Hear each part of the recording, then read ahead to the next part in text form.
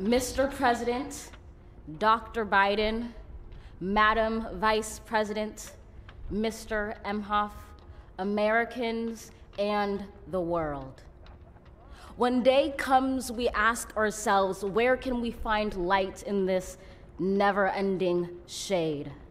The loss we carry, a sea we must wade. We've braved the belly of the beast.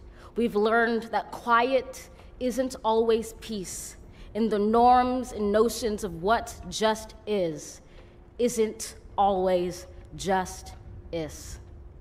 And yet the dawn is ours before we knew it. Somehow we do it. Somehow we've weathered and witnessed a nation that isn't broken, but simply unfinished. We, the successors of a country and a time where a skinny black girl descended from slaves and raised by a single mother can dream of becoming president, only to find herself reciting for one.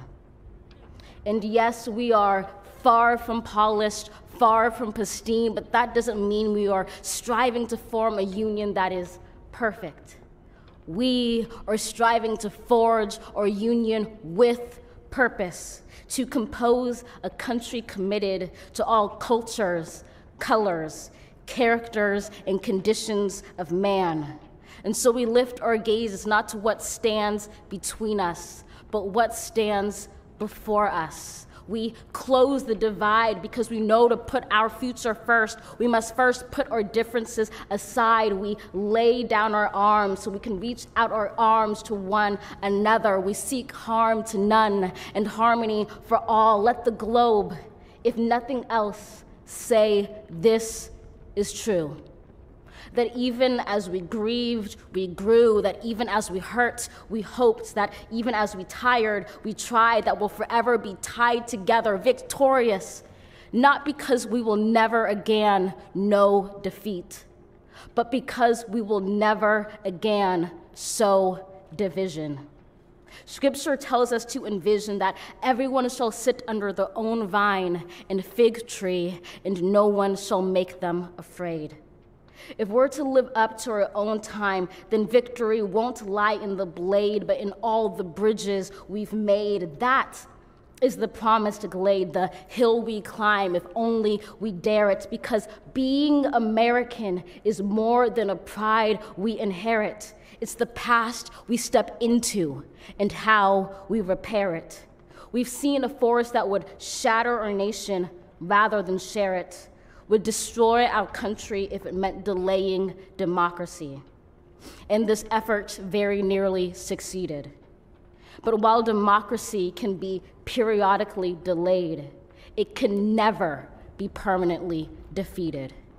In this truth, in this faith we trust, for while we have our eyes on the future, history has its eyes on us. This is the era of just redemption. We feared it at its inception. We did not feel prepared to be the heirs of such a terrifying hour, but within it we found the power to author a new chapter, to offer hope and laughter to ourselves. So, while once we asked, how could we possibly prevail over catastrophe?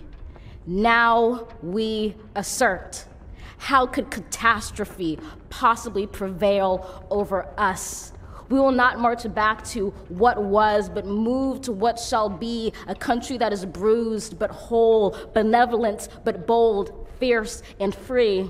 We will not be turned around or interrupted by intimidation, because we know our inaction and inertia will be the inheritance of the next generation. Our blunders become their burdens, but one thing is certain.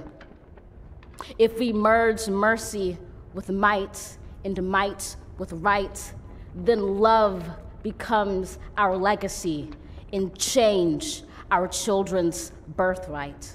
So let us leave behind a country better than the one we were left. With every breath from my bronze-pounded chest, we will raise this wounded world into a wondrous one. We will rise from the gold-limbed hills of the West. We will rise from the wind-swept Northeast, where our forefathers first realized revolution. We will rise from the lake-rimmed cities of the Midwestern states. We will rise from the sun-baked South. We will rebuild, reconcile, and recover in every known nook of our nation, in every corner called our country. Our people, diverse and beautiful, will emerge battered and beautiful. When day comes, we step out of the shade, aflame and unafraid. The new dawn blooms as we free it. For there is always light, if only we're brave enough to see it, if only we're brave enough to be it.